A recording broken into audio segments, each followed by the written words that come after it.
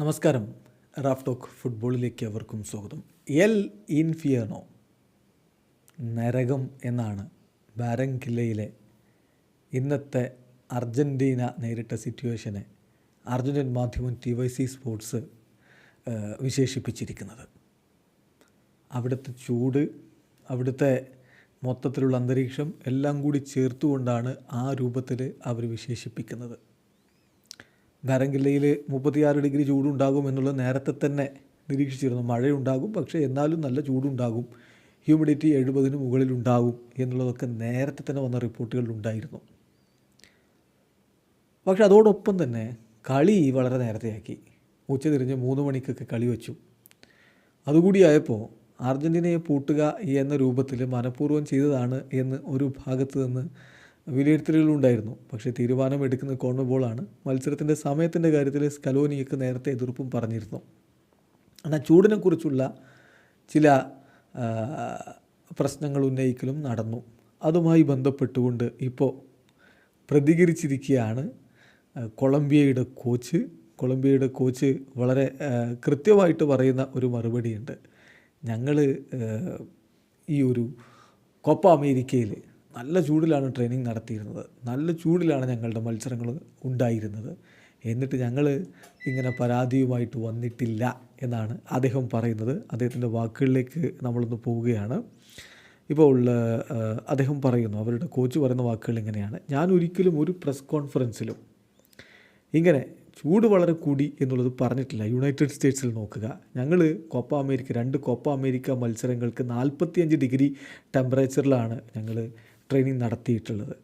ഏതാണ്ട് 5-6 ദിവസം അത്തരത്തിലുള്ള ഒരു അന്തരീക്ഷത്തിലാണ് ഞങ്ങൾക്ക് കളിക്കേണ്ടി വന്നതും ട്രെയിനിങ് നടത്തിയതും എല്ലാം കൂടി ചേർത്ത് 5-6 ദിവസം അങ്ങനെയായിരുന്നു.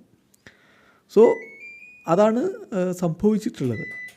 എന്നാൽ ചൂട് സ്വാഭാവികമായിട്ടും മറ്റുള്ളവരെ പോലെ തന്നെയാണ് ഞങ്ങൾക്കും അനുഭവപ്പെടുക. ഇപ്പോൾ ഞങ്ങളുടെ താരങ്ങളും യൂറോപ്പിൽ കളിക്കുന്നവരാണ്, നല്ല തണുപ്പിൽ കളിക്കുന്നവരാണ്, അർജൻറ്റീനക്കാരെ പോലെ തന്നെ.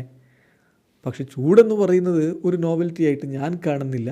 ഈ മത്സരത്തിൽ ഇങ്ങനെയാണ്, നമ്മളത് എൻജോയ് ചെയ്യുക, അതനുസരിച്ച് കളിക്കുക, അതുമാത്രമാണ് അവിടെ ചെയ്യാനുള്ളത് എന്നാണ് അവരുടെ കോച്ച് ഇപ്പോൾ വളരെ കൃത്യമായിട്ട്, അതായത് നെസ്റ്റർ ലൊറൻസോ, കൊളംബിയയുടെ കോച്ച് പറഞ്ഞിരിക്കുന്നത്.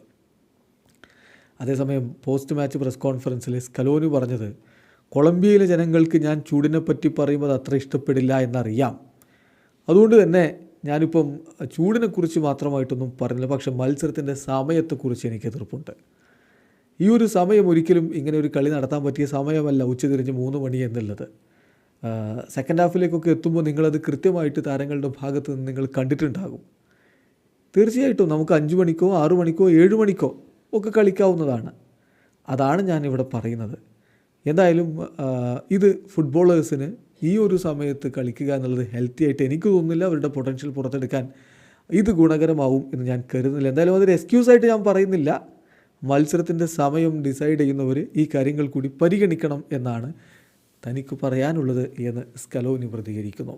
അതേസമയം ലിയാൻഡ്രോ പരേഡസ് പറഞ്ഞത് ഇതുമായി ബന്ധപ്പെട്ട്, തീർച്ചയായിട്ടും ഇത് വളരെ നോട്ടീസബിളായിട്ടൊരു കാര്യമാണ്. നല്ല ചൂട് ഞങ്ങളിവിടെ എത്തിയത് മുതൽ ഞങ്ങൾ അനുഭവിക്കുന്നുണ്ട്. ഇതിങ്ങനെയാണ്, ബുദ്ധിമുട്ടാവും എന്നുള്ളത് ഞങ്ങൾക്കറിയാമായിരുന്നു. എന്നാൽ സമയം അതൊരു പ്രശ്നമാണ്. ഈ സമയത്തല്ല കളി വെക്കേണ്ടിയിരുന്നത് എന്നാണ് ഇപ്പം പരേഡസ് പറഞ്ഞു. പക്ഷേ ചൂടിനെ പറ്റി അദ്ദേഹം ഒരു എക്സ്ക്യൂസായിട്ട് പറയുന്നില്ല. റോഡ്രിഗോ ഡി ബോൾ പറഞ്ഞത്, ടൈം തീർച്ചയായിട്ടും അൺയൂഷ്വലായിരുന്നു, ഞങ്ങൾക്ക് ഒരിക്കലും ആ ഒരു സമയത്ത് കളിച്ച് ഞങ്ങൾ യൂസ്ഡ് ആയിരുന്നില്ല. എന്തായാലും എല്ലാവരും ഞങ്ങളെ തോൽപ്പിക്കാൻ വേണ്ടി ശ്രമിക്കുന്ന ഒരു സ്ഥിതിയിലല്ല ഞങ്ങളുള്ളത്. അപ്പോൾ നോർമലാണ് അർജൻറ്റീനയെ തോൽപ്പിക്കുക എന്ന ഉദ്ദേശത്തിൽ എല്ലാവരും അവരുടേതായിട്ടുള്ള അഡ്വാൻറ്റേജസ് എടുക്കാൻ വേണ്ടി ശ്രമിക്കും എന്നാണ് റോഡ്രിഗോ ഡി ബോളിൻ്റെ ഒരു പ്രതികരണം വന്നിരിക്കുന്നത്. വീഡിയോ അവസാനിക്കുന്ന ഫുട്ബോൾ ലോകത്തെ കൂടുതൽ വിശേഷങ്ങളുമായി റാഫ് ടോക്സ് എത്താം.